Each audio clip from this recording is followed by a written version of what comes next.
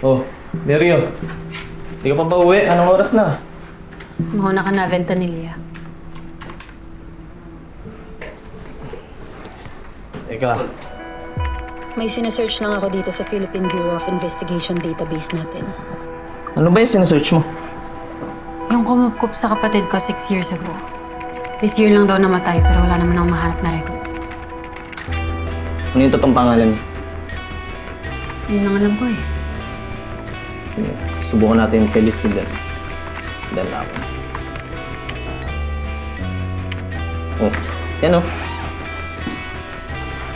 Teka, bakit ba dinadouble check yung sinabi ng kapatid mo? Di ba dapat nga maging masaya ka dahil bumalik na siya?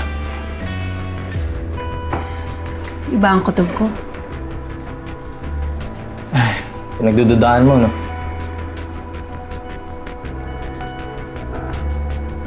Pakiramdam ko na tinatago siya sa akin.